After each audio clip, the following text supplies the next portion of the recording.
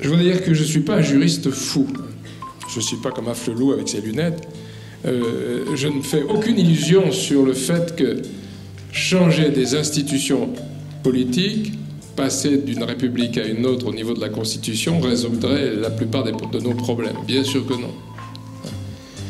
Déjà, j'ai vu sur le net qu'un certain nombre d'amis et progressistes, que je respecte tout à fait, disaient qu'est-ce qu'on a à faire de parler d'institutions d'une 6e République alors qu'il y a 5 millions de chômeurs, alors que la situation sociale est très difficile, que les services publics fonctionnent de moins en moins bien, etc. Qu'est-ce qu'on va perdre notre temps à s'occuper de ce genre de choses, président, parlement, gouvernement, etc. Moi, je me souviens d'une expérience qui est celle de 2005. Qu'est-ce qui s'est passé en 2005? On a proposé aux Français, au niveau de l'Europe, comme donc aux autres peuples européens, une sorte de constitution européenne qui avait en fait pour but de ligoter davantage les populations à la logique d'un système économique et social qu'on peut appeler le capitalisme, parce que c'est ça. Et on demandait aux Français notamment de dire oui. Et vous vous souvenez peut-être, tous les médias, pratiquement tous les partis, sauf l'extrême gauche ou le Parti communiste, ont appelé à voter oui, que ce soit le Parti socialiste ou l'UMP. Les télévisions, tout le monde était d'accord. Et les Français ont répondu non à ce référendum. Après une expérience, moi, qui m'avait passionné, celle des comités antilibéraux qui avaient mobilisé beaucoup de militants associatifs, beaucoup de citoyens, qui ont véritablement travaillé sur ce projet de constitution qui était pourtant très confus et très complexe, qui ont apporté leur critique, la leur, puisque les grands médias leur disaient le contraire de ce qu'ils croyaient, et qui ont fini par l'emporter dans l'opinion publique, puisque le non l'a emporté assez nettement contre les partisans du oui. Et je crois que les Français ont donc fait preuve à cette occasion à la fois d'esprit d'initiative, de capacité à comprendre des choses complexes et difficiles, mais qui les regardaient, qui les concernaient, s'apercevant que finalement, une constitution n'est pas un outil technique neutre. Chaque constitution, à chaque période de l'histoire, c'est l'organisation d'un système permettant de favoriser les intérêts dominants du moment. Et c'était bien le cas en 2005 avec l'Europe, avec ce que nous proposait l'Europe. Je sais bien que les citoyens ont été roulés dans la farine, puisque peu de temps après, c'est le Parlement qui a fait ce que les Français ne voulaient pas, souvenez-vous, une véritable forfaiture.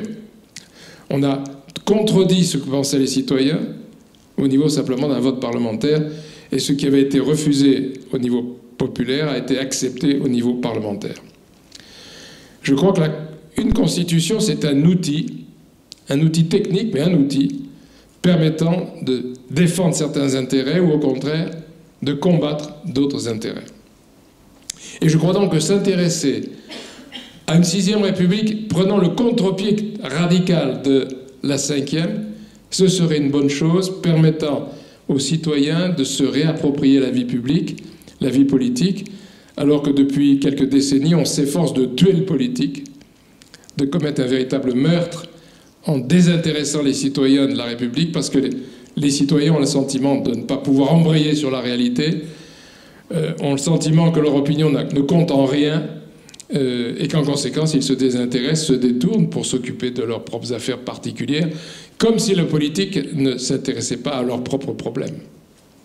Je me souviens, j'étais lycéen pendant la guerre d'Algérie, au début de la guerre d'Algérie, et un de mes copains étudiants lycéens me disait, moi la guerre d'Algérie, je m'en fiche. Il a loupé son bac, il est donc parti avec l'armée, il s'est fait tuer un dimanche d'une balle dans la tête.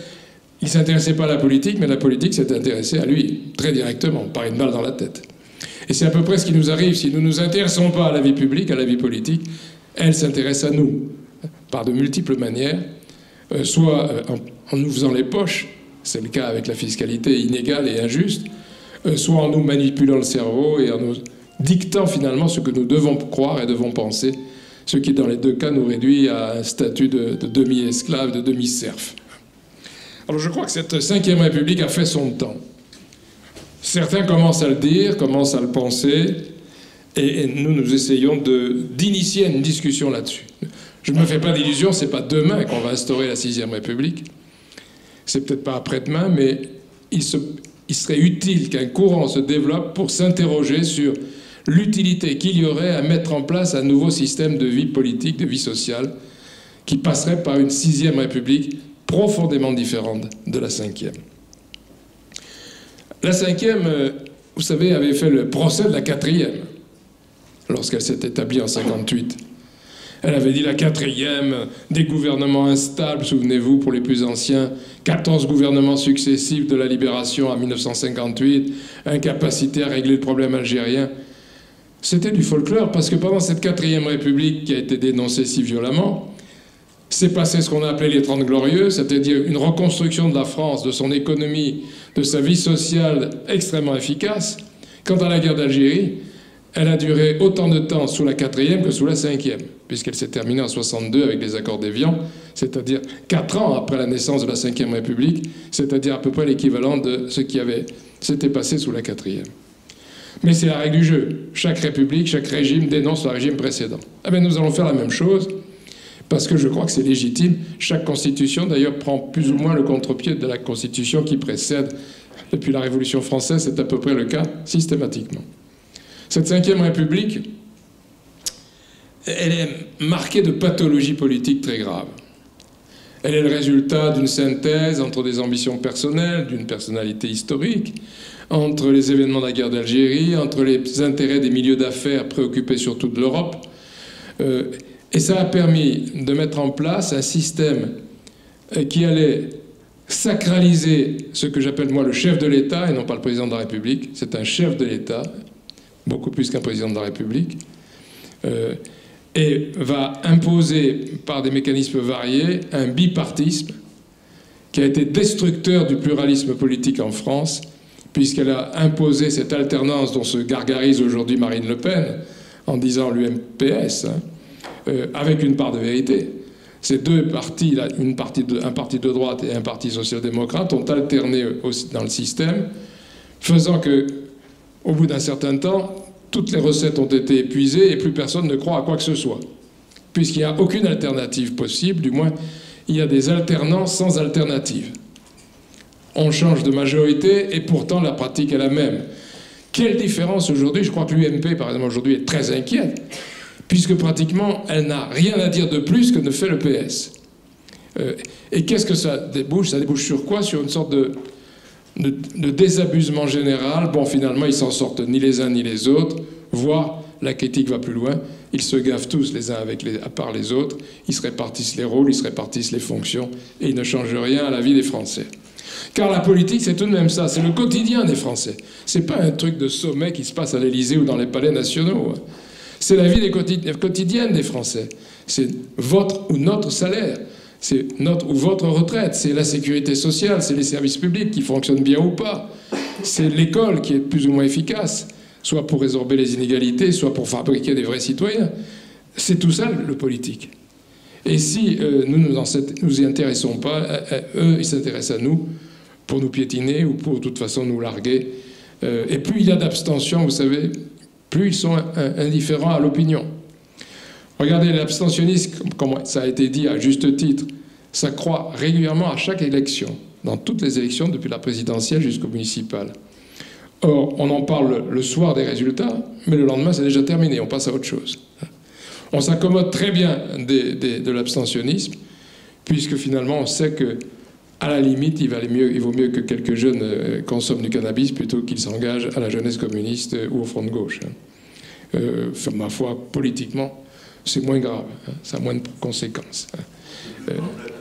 Je crois qu'on en est là un peu, cette sorte de mise à l'écart des citoyens avec leurs propres sentiments. Et vous savez, depuis la Boétie, depuis très longtemps, c'est-à-dire depuis 4 siècles, on analyse la servitude volontaire des citoyens. Elle n'est pas tout à fait volontaire, mais elle est acceptée parce que finalement, on a tellement un sentiment d'impuissance que autant s'occuper d'autre chose. Bien justement, cette 6e République, elle aurait pour objectif de redonner un sentiment de puissance à chaque citoyen. Alors mon petit bouquin, il n'a que l'intérêt de lancer le débat. L'objectif ne serait surtout pas de fabriquer avec quelques experts un nouveau système constitutionnel. Au contraire, il faudrait que ça soit l'œuvre des citoyens mobilisés, comme contre la Constitution de 2005. Après 1 an ou 2 ans de débat, s'il le faut, dans de multiples structures, dans de multiples lieux, pour que les citoyens donnent leur opinion, leur avis, proposent des choses. Moi, en 2005, ce qui m'avait frappé, c'est l'intelligence des citoyens. Ils étaient la plupart du temps membres d'associations variées, mais leur intelligence était grande. Ils avaient compris un texte difficilement compréhensible et ils avaient des propositions à faire autres pour que l'Europe soit autre chose que ce qu'elle est, c'est-à-dire une Europe des affaires. Et je pense que l'idée de la 6e, c'est ça. Une plateforme pour mobiliser les citoyens sur l'idée que peut-être, en faisant travailler notre imaginaire politique, notre imaginaire social, une autre façon de vivre la société est concevable, et pas de manière utopique. Je pense par exemple au niveau des mandats. Puisqu'on m'a interdit de dépasser 20 minutes, il faut que je fasse vite. Les mandats. Est-ce que vous trouvez que c'est normal de commencer une carrière politique à 30 ans et la finir à 85 ? C'est-à-dire à devenir un professionnel de la politique, alors que la démocratie et la République, par définition, c'est l'affaire de tous et pas l'affaire de quelques professionnels. Inversement, aujourd'hui, les professionnels de la politique osent dire qu'il faut être professionnel pour être un vrai élu, un vrai politique. C'est exactement le contraire. Est-ce que c'est normal que quelqu'un cumule des mandats de manière à que chaque mandat appuie l'autre ? Un mandat, quand on est maire de Nice, on peut être député plus facilement, et quand on est député, on appuie le fait qu'on est maire de Nice. La thèse de Jacques Médecin, c'était celle-là. Je ne peux pas laisser la place à quelqu'un comme député parce que je veux rester maire, et je ne peux pas laisser la place de maire parce que je veux rester député. Les deux se nourrissant réciproquement, et ainsi de suite, on peut ajouter d'autres mandats encore. Le cumul, non. C'est pas possible d'exercer réellement un mandat si on en a 2, 3, 4, 5, pourquoi pas plus. Et on en a toujours plus, puisqu'on est membre d'une commission de ceci et de cela, etc. Est-ce que c'est normal de ne pas pouvoir révoquer un élu qui ne vous plaît plus en cours de mandat? Pourquoi pas? Avec toutes les techniques aujourd'hui de communication, il serait très faisable, pour peu qu'on le veuille politiquement, de susciter une nouvelle élection d'un maire qui ne vous plaît plus, d'un député qui ne vous plaît plus, d'un n'importe quel élu qui ne correspond pas, ne répond pas à ce que vous souhaitiez quand vous l'avez élu. Par exemple, pour non-respect du programme. Imaginez aujourd'hui ce qu'on pourrait faire si on voulait révoquer les élus qui ne respectent pas les programmes sur lesquels on a voté. Ça serait un massacre. Bon. Tout cela, c'est concevable. Ce n'est pas les mécanismes techniques qui manquent, c'est la volonté politique de le faire. Certains, par démagogie, disent que ces élus, ils gagnent trop de fric, trop d'argent. C'est pas vrai. Pour la plupart d'entre eux, c'est pas vrai. Imaginez la masse parmi les 36 000 maires des communes de France, combien ont de toutes petites indemnités par rapport à la mobilisation générale qu'ils doivent avoir pour satisfaire leurs citoyens qui leur demandent toujours quelque chose. Au contraire, moi je suis pour la majoration de leurs indemnités à tous, à condition précisément qu'on fasse 1 ou 2 mandats au maximum, pour que cette indemnité compense éventuellement la mobilisation qu'ils sont dans la nécessité d'avoir. Et puis ensuite, après la fin de ces mandats, qu'ils soient réintégrés dans une activité socio-professionnelle qui font qu'ils n'aient pas peur de perdre leur mandat. Je pense à un médecin, par exemple, un avocat.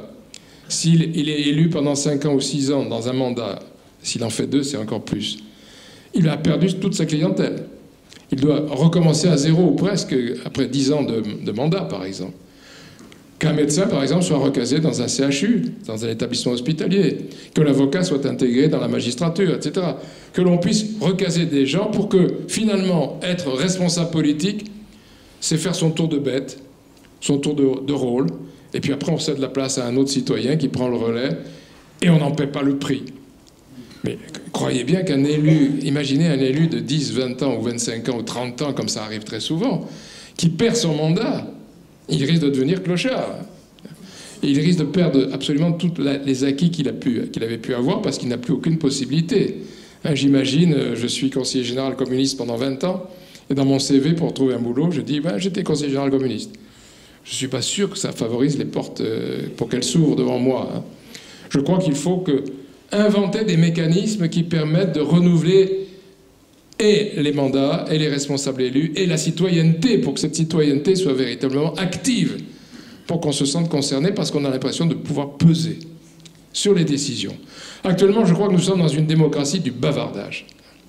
Jamais les chaînes de télévision n'ont autant consacré de temps à des débats multiples, avec toujours plus ou moins les mêmes, mais quand même. Sur chaque chaîne, on trouve des gens qui débattent des problèmes sociaux, des problèmes politiques, etc., même si c'est toujours entre soi. Je crois que les citoyens en ont marre du bavardage. Et je pense pour la jeunesse, c'est très clair. Mes étudiants des dernières générations d'étudiants que j'ai eus ne lisaient plus aucun journal, ni ne suivaient plus les émissions d'information télévisées. Ils zappent. Ou bien ils regardent le net, ou bien ils zappent ce qu'ils voient et qui les enquiquinent. Et donc, du coup, ils se mettent eux-mêmes en marge de la citoyenneté. Ce ne sont plus des citoyens. Ce sont des individus qui se baladent, qui pensent à leur avenir, à leur carrière personnelle et qui font ce qui les distrait plutôt que de s'intéresser à ce qui va décider en fait de leur situation. Le comble, bien sûr, pour moi, c'est l'élection du président de la République au suffrage universel et la totalité des pouvoirs que possède un président de la République. En 1958, dans l'Express, un grand philosophe français, Jean-Paul Sartre, avait écrit un article condamnant cette Ve République qui allait naître, disant « On va transformer les citoyens en grenouilles à la recherche d'un roi », comme disait la fable de La Fontaine. Des grenouilles à la recherche d'un roi. Et moi, j'ai le sentiment que nous sommes tous des grenouilles ici, par rapport à un roi que l'on a désigné un peu par hasard, surtout en voulant éliminer un concurrent. Ceux qui ont voté Sarkozy ne voulaient pas de socialistes et ceux qui ont voté Hollande ne voulaient plus de Sarkozy. C'est un roi mal élu parce que, en fait, c'est par défaut qu'on désigne très souvent les personnalités comme cela de premier plan. En plus, si on énumère la liste des pouvoirs qu'ont ces présidents, ces chefs d'État, on est stupéfait, y compris, vous savez, qu'il a la possibilité, avec l'article 16, de mettre en place une véritable dictature, officiellement provisoire, mais une dictature. Imaginez une circonstance de manifestation populaire très importante, de protestation. L'article 16 peut être décidé par le président de la République, qui crée une situation d'urgence, avec mobilisation générale des forces de l'ordre, etc., bloquant tout mouvement d'opposition. Tous les pouvoirs sont entre les mains du président de la République, qui peut même se constituer, à chaque fois qu'il est élu, une véritable cour. Il a à peu près 3000 hautes fonctions qu'il peut décider. Ça va de l'Opéra de Paris à la Cour des comptes, etc. 3000. C'est-à-dire à peu près la Cour des comptes de Versailles. Autant de gens qu'il va choisir lui-même, tout seul, qu'il va nommer, et qui vont constituer en quelque sorte des clients, évidemment très fidèles, puisqu'il les récompense de fonctions très élevées, très importantes, très notabilisées. On est vraiment au royaume très éloigné de la République. Je ne pense pas que c'était ce dont rêvaient ceux qui ont pris la Bastille en 89 ou ceux qui ont fondé la Première République en 1793. Certainement pas. C'est effectivement, comme on l'a dit, une sorte de monarchie plus ou moins élective, avec des modes de scrutin d'ailleurs frelatés, comme le scrutin uninominal qui répercute ce scrutin personnalisé à tous les niveaux, avec aussi un système qui fait que, par exemple, même dans une mairie, quel est le véritable pouvoir des conseillers municipaux par rapport au maire et au premier adjoint? Pas grand-chose. Il y a un petit cercle fermé. Parfois, très souvent, la majorité, d'ailleurs, dans les conseils municipaux, se réunit à huis clos avant pour préparer la réunion publique, avec des petites combines qu'on prépare à l'avance, les questions les plus importantes étant bâclées, et on fait discuter sur des questions secondaires. Vous savez, j'étais directeur de ma fac, moi, et alors quand j'avais une question sur laquelle je voulais vraiment qu'on fasse quelque chose, je décidais tout seul, ou presque. Et quand il y avait un sujet dont je me fichais complètement et qui pouvait faire discuter, je le mettais à l'ordre du jour. Comme tout le monde. Mais c'est pathologique. Les exécutifs doivent être de vrais exécutifs. Exécutif, ça veut dire quoi? Ça veut dire chargé de l'exécution des délibérations. Il faudrait que les assemblées, à tous les niveaux, municipal, départemental, régional, national, aient le véritable pouvoir et que tous les autres ne soient que des agents d'exécution, sous contrôle d'ailleurs de ceux qui ont pris la décision et sous contrôle de tous les citoyens. On peut imaginer aussi des référendums locaux en abondance. Ce n'est pas un problème technique difficile à mener, hein. Au plan national, je me méfie un peu du référendum parce que les citoyens répondent plus souvent au questionneur qu'à la question elle-même. Mais au niveau municipal, je ne l'avais pas pratiqué quand j'ai été un élu, mais aujourd'hui je le referais si j'avais 20 ans de moins.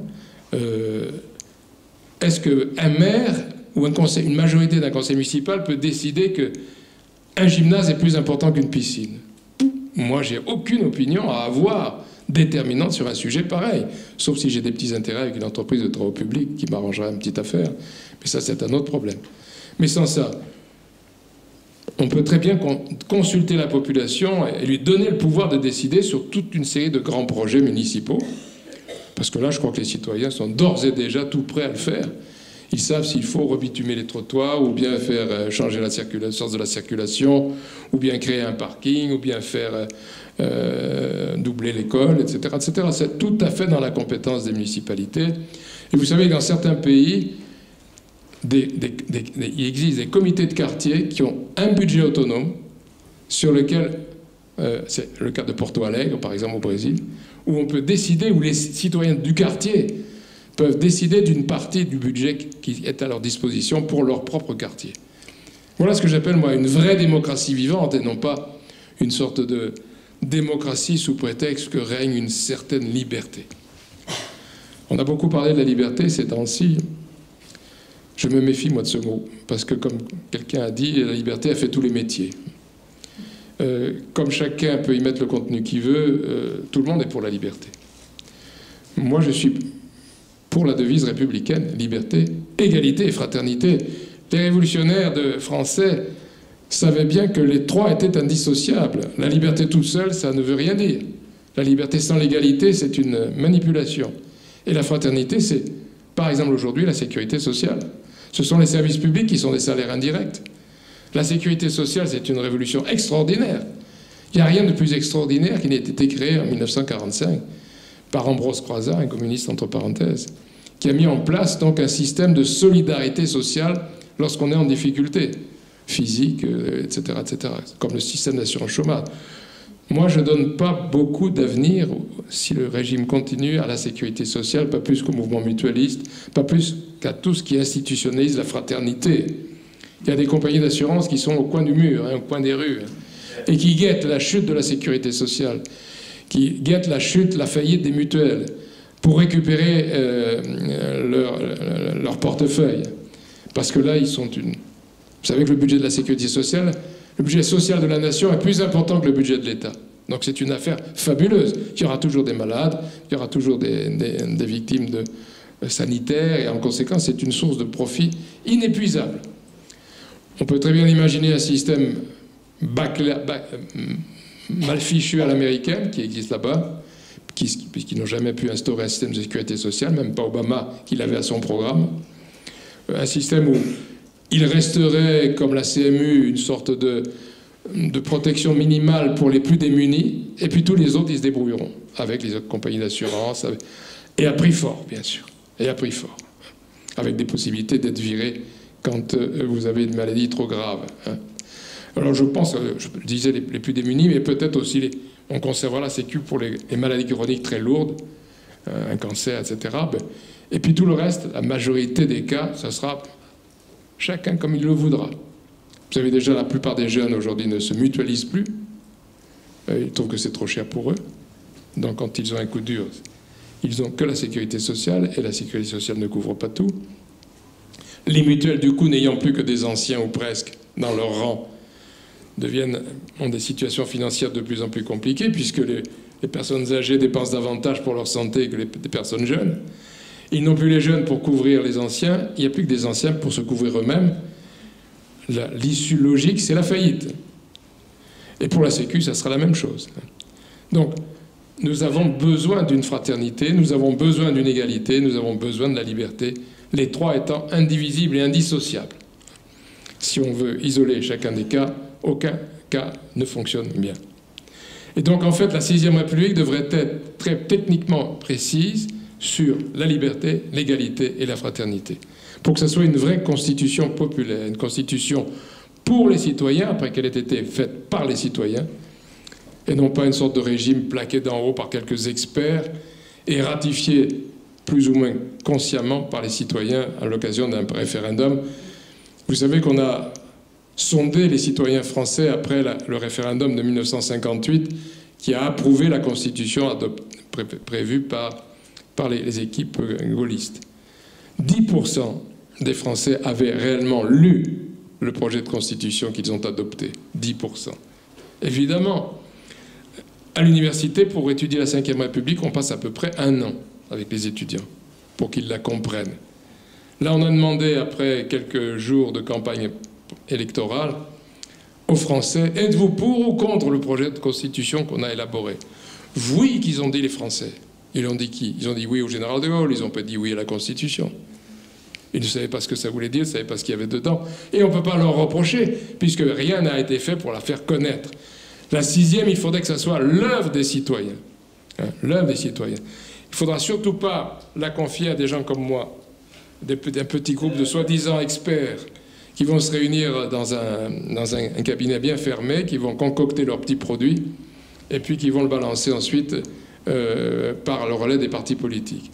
Vous savez que j'ai des collègues qui font de belles affaires financières en fabriquant des constitutions pour les États africains, par exemple. Elles sont toutes faites, vous savez, j'en ai à peu près pour 2 jours à faire une constitution pour un pays africain, sans me fatiguer. Je l'envoie aux représentants du parti dominant dans ce pays-là, qui me renverra en échange quelques dizaines ou quelques centaines de milliers d'euros. Et puis voilà, tout est fait. Bien, on peut faire ça très facilement. Je peux vous pondre 10 constitutions en 1 mois. Hein. Ça n'a aucun intérêt. L'idée, c'est que les citoyens s'emparent de la question et fassent travailler leur imaginaire politique. C'est jouable, c'est possible. On sous-estime l'intelligence des citoyens et on fait le maximum pour les rendre le plus idiots possible. Mais je crois que c'est une bataille perdue pour les pouvoirs parce que ça fait, depuis toujours et dans tous les pays du monde, les pouvoirs ont essayé d'abêtir leurs citoyens. Ils n'y sont jamais vraiment totalement parvenus, si ce n'est dans de courtes périodes historiques. Alors je crois que la 6e République, la 5e, a fait son temps.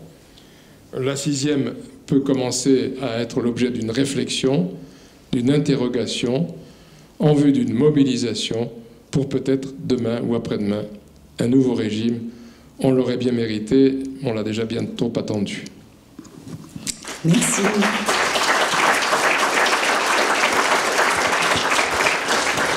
J'ai presque tenu le temps. Hein. Oui, merci beaucoup.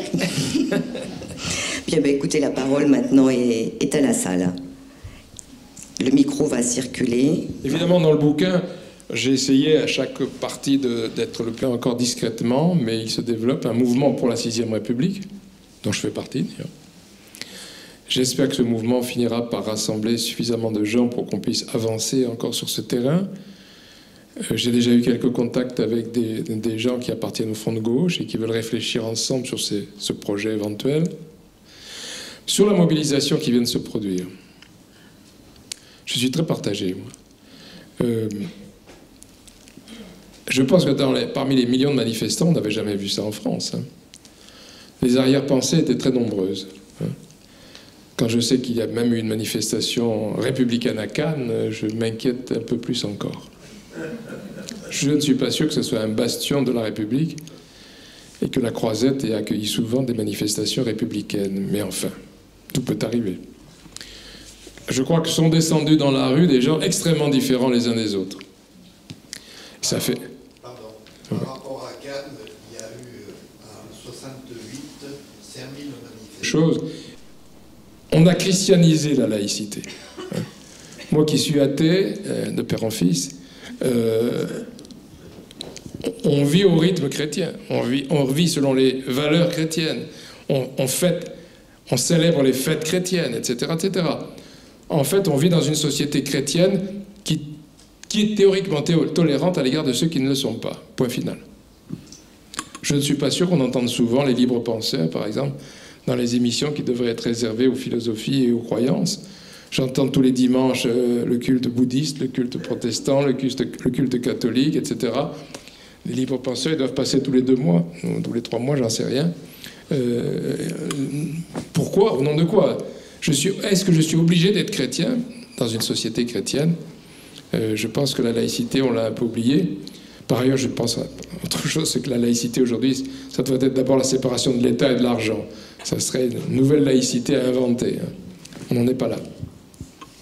Donc il y a les militants laïcs qui étaient là. Et puis il y a malheureusement aussi certainement dans cette foule le fait que les criminels étaient des Arabes. Le mot islam greffé sur le mot arabe, c'est une façon de donner un peu de dignité à son racisme. Et c'est plus distingué de dire je suis contre l'islam que de dire que je suis contre les Arabes. Mais globalement, je suis sûr qu'un fort pourcentage, il faudrait faire des sondages, étaient là parce que c'était des criminels arabes. Ce seraient des criminels arméniens ou des criminels, je sais pas, javanais, je ne suis pas sûr que la sensibilité aurait été la même. Bon.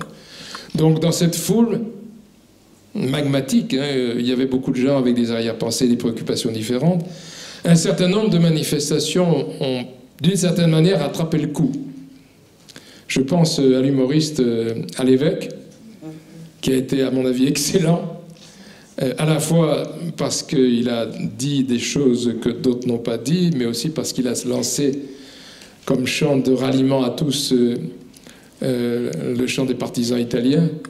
Et je pense que ça donnait une tonalité qui n'était pas du tout celle de la majorité, à mon avis, des manifestants, mais qui a donné une couleur un peu plus républicaine, disons, à ces manifestations.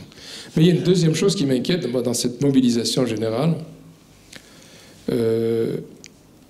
c'est comment se fait-il qu'il y ait eu tant de gens, en quelques heures, rassemblés dans les rues de France. C'est pas seulement la nature du meurtre, bien sûr que ça a joué un très grand rôle, parce que ça a été très médiatisé, etc., et que c'était particulièrement horrible, mais je crois pas que ce soit ça. Il m'a semblé que, finalement, si un certain consensus s'établit dans une société, je ne suis pas sûr que ce soit sur des valeurs, ça peut être sur des contre-valeurs, y compris le racisme, alors tout devient possible. Moi, je crains qu'à partir du modèle qu'on vient de vivre, demain, je prends un exemple idiot, si se fait un consensus sur le fait que les rouquins seraient les ennemis de la République, des millions de gens descendent dans les rues et exécutent tous les rouquins qu'ils trouvent sur leur chemin. Imaginez tout de même ce qui s'est passé en 1933 dans les rues des grandes villes allemandes. C'était le premier pays du monde pour son développement économique, culturel. C'était un pays extrêmement riche de son histoire, de son passé. La République de Weimar, entre 1919 et 1933, avait été une république très vivante, à la pointe des arts, à la pointe de la science, de la connaissance, etc. Et en quelques mois, des millions de gens intelligents, c'était pas des fous, se sont ralliés à un régime qui s'appelle le régime national-socialiste hitlérien. Le national-socialiste, d'ailleurs, devrait nous faire réfléchir parce qu'il combinait, il conjuguait, dans l'ambiguïté la plus parfaite, beaucoup de revendications ouvrières, d'où le drapeau rouge, avec un petit quelque chose en plus sur le drapeau, plus l'ordre qu'il voulait soutenir avec le monde des industriels et avec l'armée.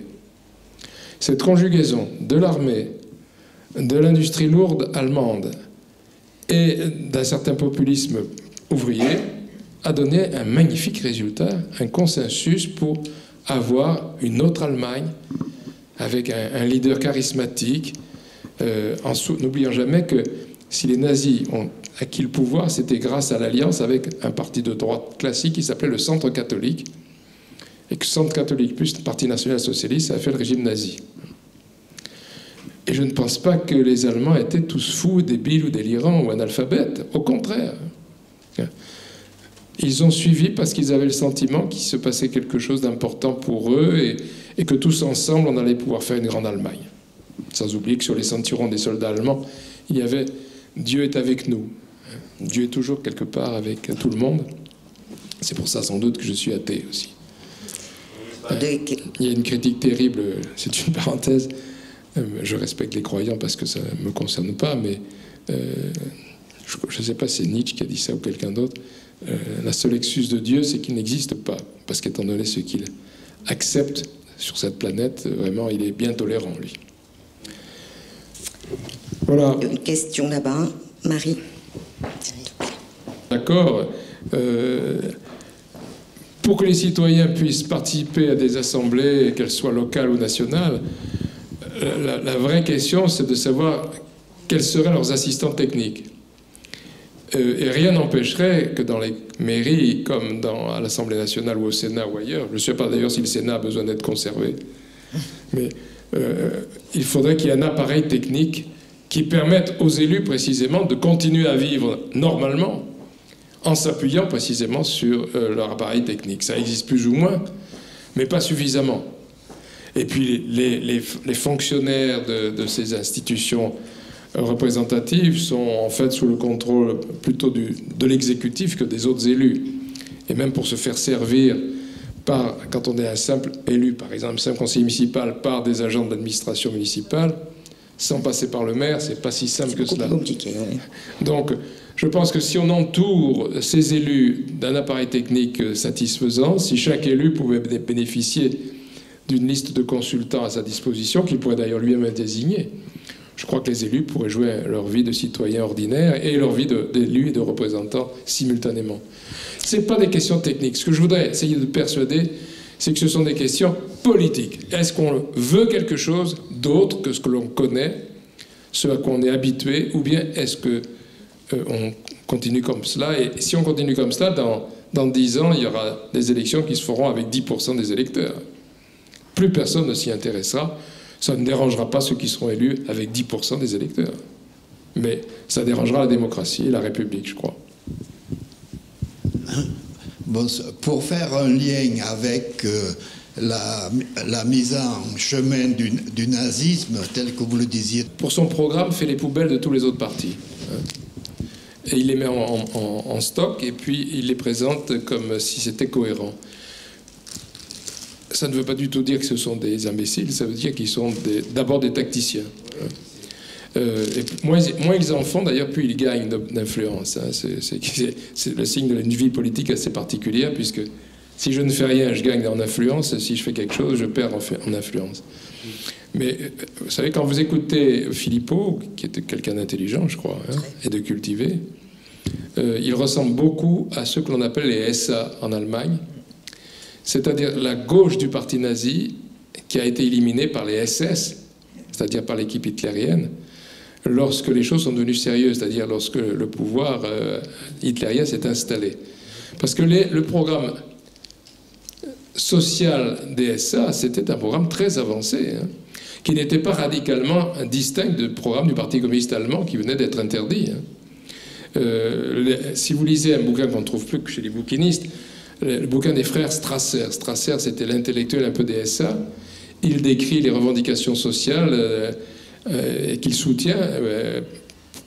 Et souvenez-vous, la Volkswagen, c'était la voiture du peuple, inventée par le régime hitlérien. Les ouvriers étaient invités à faire des croisières sur des bateaux en récompense de leur bon travail par les usines sous le régime nazi, etc. etc. Les dépouilles, les pillages réalisés par la Wehrmacht, par l'armée allemande sur le front de l'Est notamment, a été intelligemment redistribué, par exemple, aux familles des soldats allemands qui étaient sur le front, qui n'ont pas trop mal vécu le fait que leur mari était sur le front, grâce à une redistribution. Hein. Alors ne confondons pas le fascisme avec une sorte de pouvoir absolu d'un monarque délirant. Hein. Ça n'avait rien à voir, c'était beaucoup plus subtil. Et c'est pas un hasard si l'aristocratie allemande et la bourgeoisie allemande s'est très facilement ralliée au système nazi, comme elle pourrait se rallier à un régime équivalent dans la France. En France, hein, le Front National n'apporte aucune surprise pour ceux qui le connaissent. Hein. C'est pas un parti populiste, c'est un parti fasciste classique qui fait une synthèse entre des problèmes sociaux et des problèmes politiques, conjuguant aussi tout ce qui est relativement consensuel, par exemple le racisme. Vous savez, les psychologues sociaux travaillent sur l'idée du rejet de tout ce qui fait une différence. Spontanément, au fond de soi, on rejette ce qui est différent de nous-mêmes. Ça peut être une tenue vestimentaire, ça peut être une pratique sexuelle, ça peut être n'importe quoi, des différences socio-professionnelles. Hein, on n'est pas le même si on est avocat ou bien si on est artiste peintre. Hein. Et dès qu'il y a différence, on le vit mal. Hein, les psychologues appellent ça le misonéisme. On est craintif devant ce qui ne vous ressemble pas. Si votre voisin d'immeuble ne vit pas comme vous, vous avez un malaise vis-à-vis de lui. Vous le rejetez d'une certaine manière. Lui, sans doute, va vous rejeter aussi. Et donc, si un parti politique fait le recensement de ce qui rapproche le plus de gens dans un pays, au lieu d'être comme le professeur de l'école qui va essayer d'apprendre aux gens quelque chose, il va rassembler beaucoup de monde. Moi, je crois que la politique du Front de gauche est beaucoup plus difficile à assimiler que la politique du Front national. Ce qui est facile, ça marche bien. Ce qui est plus difficile marche moins bien, nécessairement, inévitablement. Il faut 2 fois plus d'efforts pour expliquer quelle pourrait être l'Europe de demain, une Europe populaire, que plutôt que de dire l'émigration, ça nous bouffe l'argent des Français. C'est beaucoup plus facile, hein, parce qu'il y a un sentiment, et on aura toujours un cas d'un parasite quelconque immigré qui sera la démonstration de ce que le Front National va dire, alors que analyser un autre système fiscal, un impôt progressif qui pourrait frapper ceci et pas cela, c'est beaucoup plus difficile à expliciter. Donc le facile, c'est la démagogie, et la démagogie, ça a toujours été le moyen de gagner le pouvoir. Mais ce que je crois, la gauche progressiste, je dis bien la gauche progressiste parce qu'il y a une gauche qui n'est plus du tout. La gauche progressiste, elle a compris, je crois, après un certain nombre d'expériences plus compliquées, qu'arriver même au pouvoir, sans que les citoyens aient véritablement assimilé ce qu'il fallait en faire, eh bien, ils ratent leur expérience. Ils ratent leur expérience, ou ils perdent le pouvoir très vite. Il faut donc, c'était le philosophe italien Gramsci qui le disait depuis longtemps, il faut gagner beaucoup de batailles modestes, limitées, dans un travail de fourmi, pour persuader le plus grand nombre de citoyens possible qu'un certain nombre de choses nouvelles sont concevables à condition qu'ils mouillent la chemise, hein, qu'ils se fatiguent. Et alors peut-être une victoire, par exemple électorale, permettrait de transformer l'essai. L'élection, ça serait l'essai, mais il faut transformer.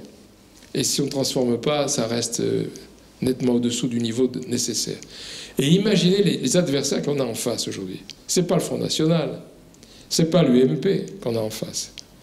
C'est les grands organismes, c'est les grands pouvoirs privés, financiers, industriels, mais surtout financiers. En gros, les banques et les compagnies d'assurance, qui ramassent l'essentiel, qui sont complètement apolitiques, ils s'en foutent totalement de la politique. Ça, alors, ils sont comme des citoyens de base. Hein. Ils n'en ont rien à faire. Que ce soit le Front National, le Parti communiste, le Parti socialiste ou l'UMP, si on les laisse faire ce qu'ils veulent, ils n'ont rien à dire, ils s'en fichent. Exactement comme l'a fait l'industrie allemande vis-à-vis du nazisme, comme ils ont fait ensuite vis-à-vis de la démocratie de Bonn, et comme ils avaient fait avec la République de Weimar, ils s'en fichent complètement, ils font des affaires. Ils ne font pas de politique, ils font des affaires. J'ai d'ailleurs souvent le sentiment que parmi les élus locaux, à Nice et ailleurs, notamment à Nice, on ne fait pas de politique, on fait des affaires. Mais ça, c'est un autre problème. Bon. Je crois qu'il faut qu'on avance en toute lucidité. Alors, je sais bien que c'est difficile, puisqu'il faut transpirer. Hein. Mais je crois que le succès, ça passe par la transpiration, comme le génie. Hein. Ça passe par la transpiration. Et vous aviez...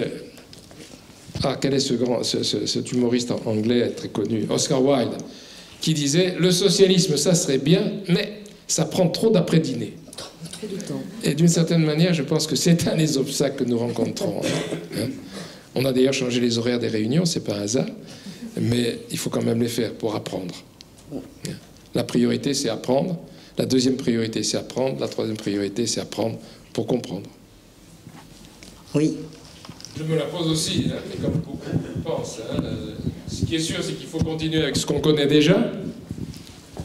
Le travail routinier, mais nécessaire, indispensable. Les rencontres, les réunions, les discussions, la réflexion. Peut-être plus d'écoles de formation quand même, on en aurait tous besoin, hein, je pense. Mais ça dépend de chacun d'entre nous, ça ne coûte rien.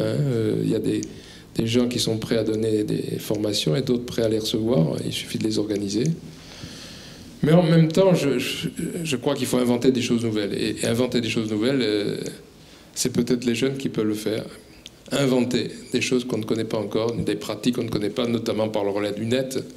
je suis sûr que ça joue un rôle très important, même si je suis analphabète en la matière. Je pense que le net est un outil technique qui peut être politiquement très important. Comment l'organiser, comment l'utiliser, comment le...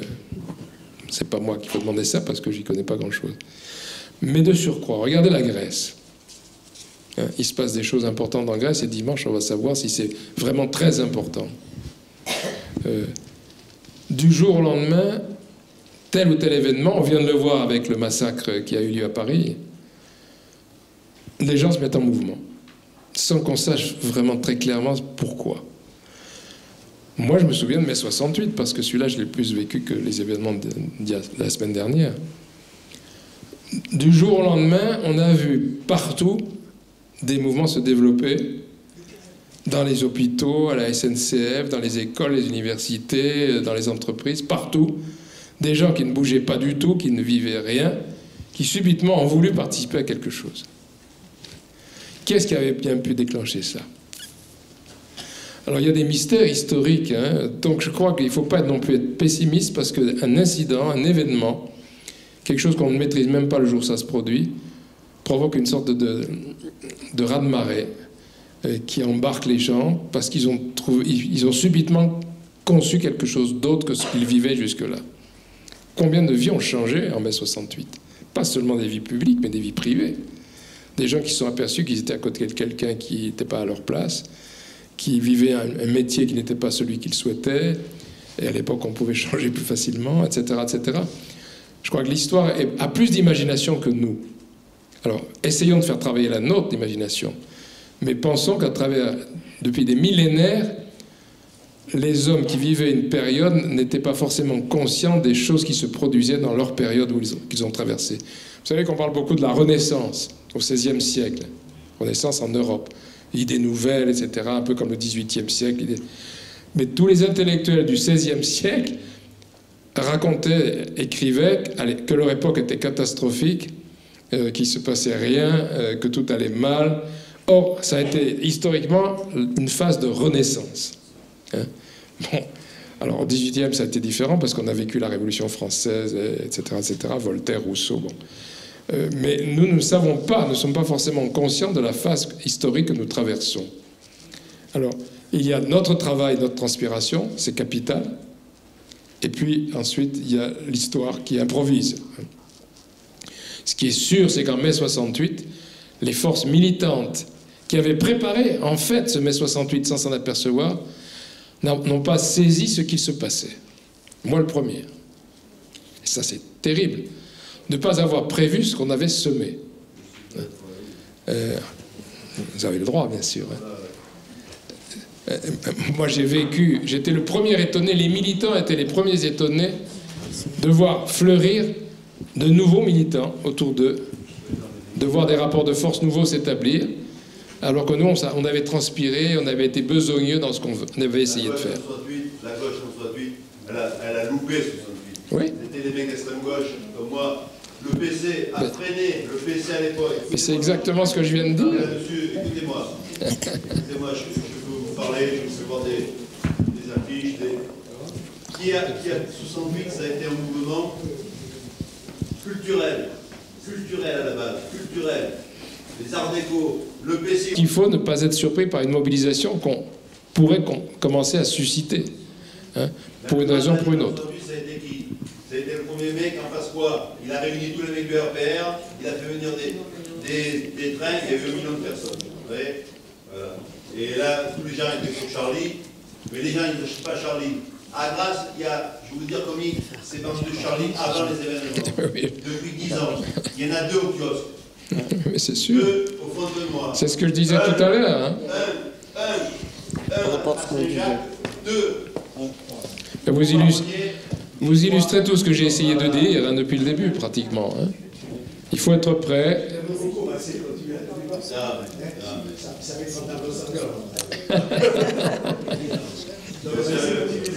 Quand je vois des mecs qui ont des Charlie Hebdo, il y a des mecs à Grasse qui ils en ont acheté, ils les ont vendus 150 € sur Internet. Le rapport financier. Donc, on l'arrête. 150 € et les mecs, ça m'amuse, ça m'amuse. D'autres questions? Oui. Là.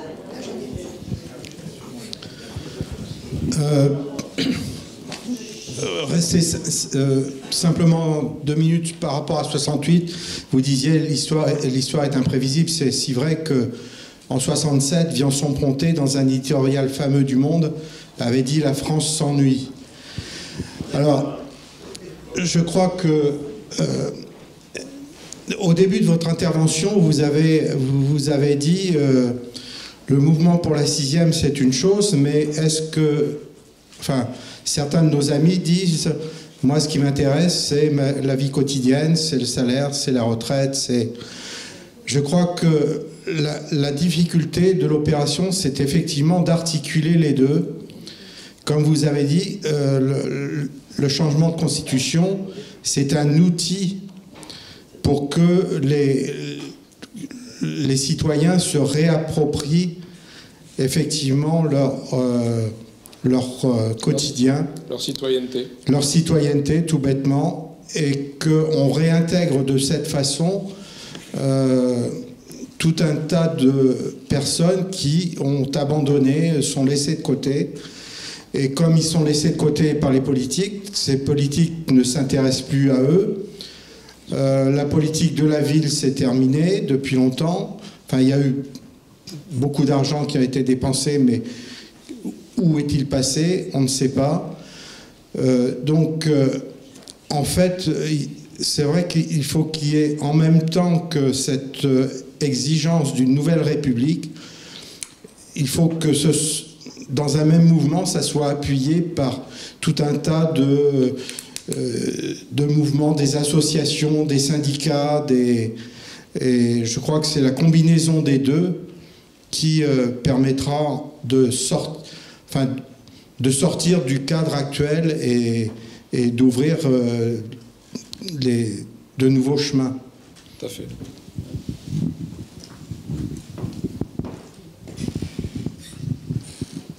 Ils sont sages. Ils sont très très sages. Question tout au bout.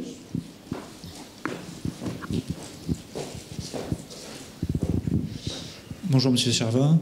Voilà, vous avez parlé tout à l'heure de la Première République que l'on a connue. Et il y a un des articles qui était l'article 28 justement des droits de l'homme qui accompagnait cette constitution, donc les droits de l'homme de 1793. Et cet article, je le lis rapidement, c'était « Un peuple a toujours le droit de revoir, de réformer, de changer sa constitution. Une génération ne peut assujettir à ses lois les générations futures. » Je pense que c'est un texte que vous connaissez. Est-ce que vous pouvez peut-être nous dire quelques mots sur sur ça? Bien sûr. Alors, la Ve République a fait un exploit en matière de révision, puisque je crois qu'il y a 14 révisions de la Constitution de la Ve République. C'est-à-dire qu'on a essayé de modifier des choses, mais toujours dans le même sens, sans que l'essentiel ne change. Le général de Gaulle a été le premier, malheureusement, à violer cette Constitution, puisque pour passer à l'élection au suffrage universel du chef de l'État, il a utilisé un article qui n'était pas celui destiné à la révision de la Constitution. Mais ça, c'est un détail technique, mais quand même, c'est significatif du fait qu'on viole abondamment la Constitution, mais qu'on n'appelle pas ça une violation lorsque c'est le chef de l'État qui l'a fait. Je crois que cette 6e République, elle devrait être à géométrie variable, c'est-à-dire qu'elle n'est pas faite pour s'éterniser. Elle précède certainement la 7e ou la 8e. Elle est faite pour être révisée et pour être adaptée à l'évolution de la situation. Simplement, ce qui est à essayer de stabiliser, c'est un esprit citoyen. Peu importe ensuite les institutions qu'il s'agirait de modifier, à condition que cette révision soit l'expression d'une volonté citoyenne. C'est aux citoyens de prendre en charge leur système dans lequel ils vivent. Et il n'est pas question de s'enfermer dans un texte définitivement, le définitif n'existant pas en matière politique ni en matière historique. Donc cette 6e, elle devra être révisable relativement facilement pour que les citoyens ne perdent pas pied à nouveau avec une 6e République différente de la 5e, mais qui les enfermerait, qui les ligoterait à nouveau. Il faut que ce système soit leur chose, leur objet, s'adapte à eux et non pas l'inverse. Ce n'est pas aux citoyens de s'adapter aux institutions, C'est aux institutions à s'adapter aux citoyens. Enfin, ça va tellement de soi si on est républicain et démocrate que ça mérite d'être dit simplement et rapidement. Juste intervenir sur votre dernière parole. Nul n'est censé ignorer la loi. Donc j'ai plutôt l'impression que ce soit en fait l'inverse qui se vérifie. Parce que ça évite tout effort des pouvoirs publics d'enseigner la loi aux citoyens, parce qu'on ne souhaite pas tellement que les citoyens s'en servent. Alors bien sûr, oui, c'est beaucoup plus simple dans ce sens-là. Moi, honnêtement, je ne sais pas, je vous laisse le soin de faire la Constitution, mais je ne suis pas sûr que ça nous sauve. Première des choses. Mais j'ai jamais dit ça, j'ai dit le contraire. Je veux surtout pas que vous me confiez cette charge. Si vous savez le faire, très bien, puisque vous avez expliqué que vous saviez le faire. Moi, je pense que le texte, il peut être magnifique, mais qu'est-ce qu'on fait de l'application? Parce qu'il y a certainement de bonnes choses dans la Ve République, mais il y a plein de choses qui ne sont pas appliquées, quoi. On dit toujours, oui, les textes existent, il n'y a pas besoin d'en faire plus, il faut simplement les appliquer. Or, les textes, ils sont, pour la plupart, il y a tellement de textes qui ne sont pas appliqués. Donc ça, c'est une réalité, et le fond du problème, c'est le véritable accès à la démocratie, quoi, des citoyens. La Constitution, c'est un texte qui donne un cadre, enfin, si je ne m'abuse. Ce qui intéresse les citoyens, c'est comment sortir ou comment articuler tout ça pour que justement les gens récupèrent la citoyenneté qu'on ne leur donne pas. Parce qu'en fait, le vrai problème, c'est l'accès à l'information et la possibilité de s'exprimer. Comment le citoyen peut s'exprimer? Si moi, je veux par exemple crier haut et fort, j'en ai marre d'entendre par exemple que la Sécu, on nous la pille et que bientôt on nous culpabilise comme si nous, on était, je dirais, les pourfendeurs ou les gens qui pillent la Sécu. Mais moi, ce que je veux entendre, ou pouvoir exprimer facilement, c'est dire, un jour, on va peut-être s'attaquer réellement au problème de la fraude fiscale, l'évasion fiscale, l'optimisation fiscale, et on verra que, finalement, si tout ça s'est exposé sur la place publique, alors on en parle, c'est vrai, mais bien trop peu, quoi. L'enjeu est tellement majeur. Et un jour, on verra, comme vous dites, toutes les mutuelles s'emparer du gâteau, quoi. Ah non, pas les mutuelles, hein. Les compagnies d'assurance. Hein. Les compagnies d'assurance, voilà. Pareil. Excusez-moi. Mais bon, voilà, le problème y est là, en fait, quoi. Non, il y a un seul mot qui me gêne dans ce que vous avez dit, c'est on vous donnera jamais le pouvoir. Ou vous le prenez, ou vous l'aurez jamais. Ah, ça, on est bien d'accord. Bon. Ça, j'en suis convaincu. Donc c'est clair, n'attendez pas que quelqu'un, que des experts ou qu'un parti vous donne quoi que ce soit. Il ne sera pas en mesure de le faire, même s'il le voulait d'ailleurs. C'est à vous de le prendre. C'était un peu le ton de la campagne présidentielle, quand on a dit « prenez le pouvoir ». Je crois que c'est ça la vraie question.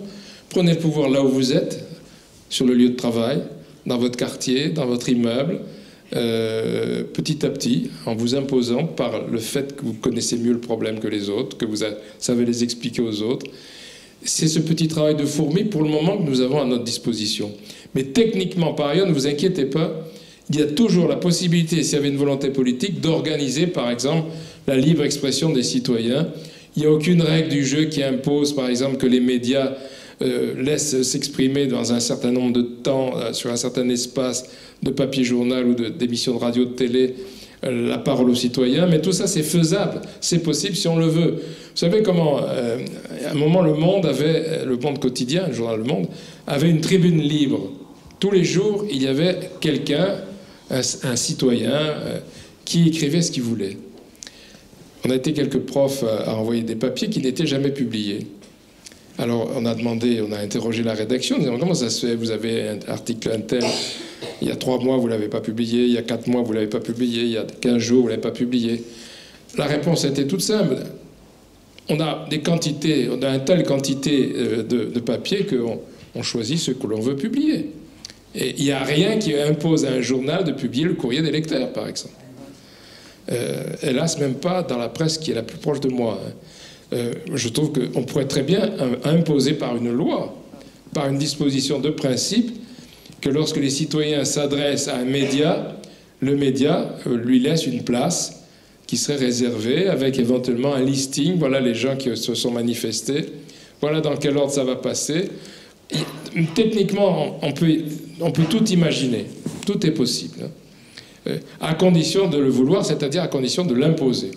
Si vous attendez qu'un jour un journal contrôlé par un groupe de presse ou un parti politique laisse la parole à n'importe qui, à tout le monde, en contradiction avec la ligne éditoriale, vous attendrez toujours. Hein. Ça passera jamais.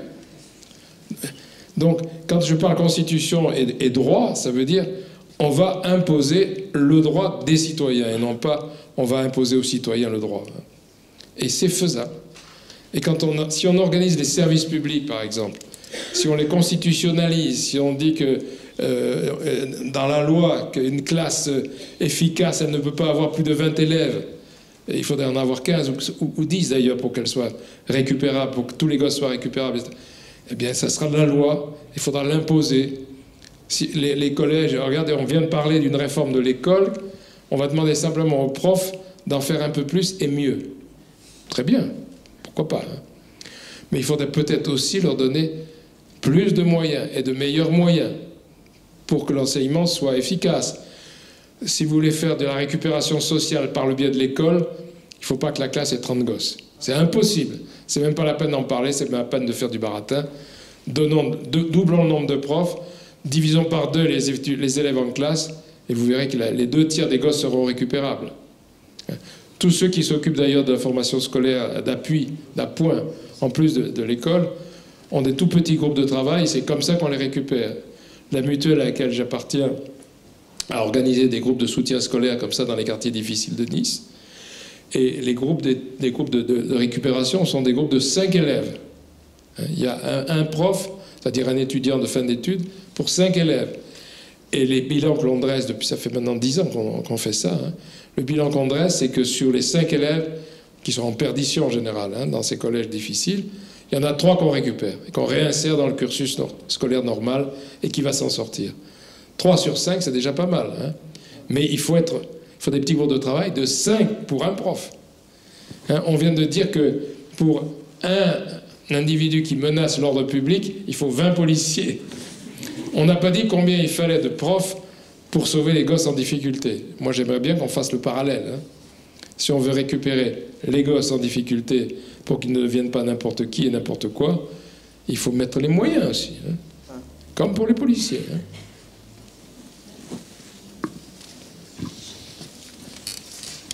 D'autres questions? Madame.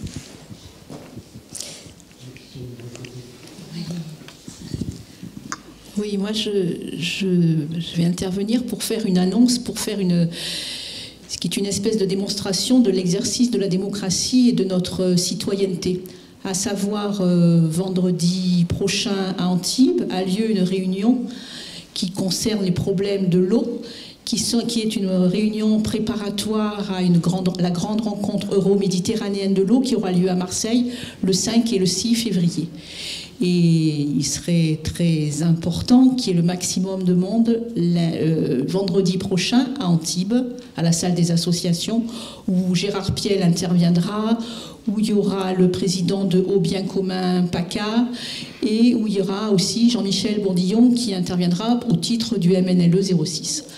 Donc c'est vrai que ça, c'est un bel exercice et de démocratie et de citoyenneté pour essayer de travailler sur la réappropriation de l'eau, essayer d'interdire les coupures d'eau. Enfin, je ne vous expose pas tout le problème, on le fera vendredi. Je voudrais prolonger votre intervention à propos de l'eau et de toutes les matières premières. Elles sont toutes en voie de diminution, en quantité, hein, en volume.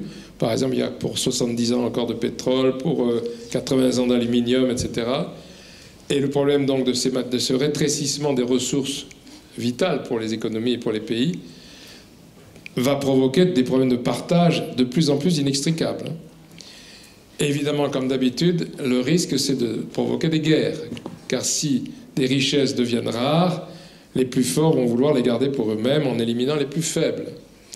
Et ce que je veux dire, c'est que quels sont les citoyens qui, en 1912-1913 ou en 1938-39, étaient vraiment mobilisés pour les risques de guerre? Et puis un jour, la guerre est survenue. Même s'ils n'y croyaient pas, même s'ils ne la voulaient pas. Je crois que, comme je le disais tout à l'heure, pour mon copain qui est parti en Algérie et qui s'est fait tuer, le politique vous rattrape d'une manière ou d'une autre, un jour ou l'autre. Il vous rattrape déjà tous les jours avec vos impôts, tous les jours avec la dégradation des services publics, tous les jours avec les carences hospitalières qui s'accroissent, tous les jours avec les carences scolaires qui se développent, vous en payez les conséquences. Nous en payons tous les conséquences de plus en plus. Donc on ne vous rattrape pas, et donc la seule contre-offensive, c'est de ne pas les rater, eux, ceux qui sont responsables de cela, en assumant nos propres responsabilités. À chaque fois, comme quand les étudiants nous demandent qu'est-ce qu'il faut faire pour réussir, je leur dis transpirer. Je ne vois pas d'autres réponses réelles. Alors transpirer le plus intelligemment possible, mais transpirer. Toutes les autres recettes, les combines et autres, ça ne marche qu'un temps et ça ne marche pas pour tout le monde, pas pour la majorité. Donc, bien sûr, nous sommes sur la Côte d'Azur, le royaume de la combine. Au kilomètre carré, le nombre d'escrocs est sans doute supérieur à la moyenne nationale, en raison précisément de la richesse, de capital qui est présent sur le terrain. Mais ce n'est pas une solution pour tout le monde. On sait très bien, on vient de le voir, ça a été dit et ça va être répété à Davos, puisque l'organisation qui en parle est à Davos. 1% de la population mondiale contrôle la richesse de 49% de la richesse globale. 1 égale 49%. C'est extraordinaire. Mais c'est vrai aussi en France. Je pense qu'ils ont cette chance, ce petit pourcentage de privilégiés, d'ultra-privilégiés, que nous n'imaginons même pas ce que c'est que leur fortune et leur capacité d'action, leur capacité de nuisance. On ne l'imagine même pas. Notre imaginaire va en deçà de la réalité. Mais pourtant, c'est ça. Et ils ont le pouvoir, le vrai pouvoir. D'une certaine manière, aujourd'hui, de plus en plus, les politiques acceptent ce pouvoir et s'en servent et s'en font les auxiliaires. Et ça, c'est plus acceptable.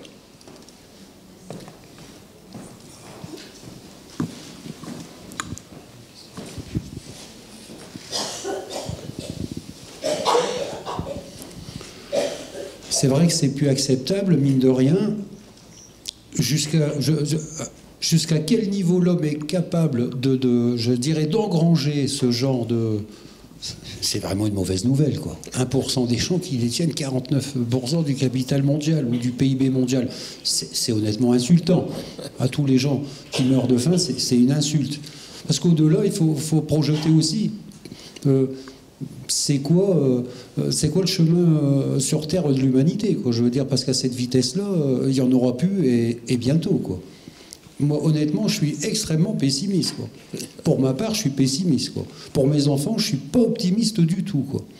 Quand je vois ce qui peut se passer, je dirais, parfois dans l'indifférence générale, les choses qui sont capables, on appelle ça les lois scélérates ou des choses comme ça, je me pose des questions, quoi, sur l'avenir. Bon, ça fait 30 ans que je travaille. J'ai bien vu ce que c'était il y a 30 ans et ce que c'est aujourd'hui, quoi. Comme vous disiez tout à l'heure, l'État vous rattrape vite avec l'impôt, bah forcément il nous laisse rien, on n'a même plus de quoi bouffer. Excusez-moi d'être un peu cru, mais il ne reste pas de quoi bouffer, quoi. Donc ça devient vraiment dramatique. Encore pour nous en France, je sais, qui sait ce que sera le monde du travail dans 5 ans? Non mais honnêtement, c'est une catastrophe, quoi. Donc moi honnêtement, je suis très inquiet pour moi-même, pour mes enfants, pour mes amis.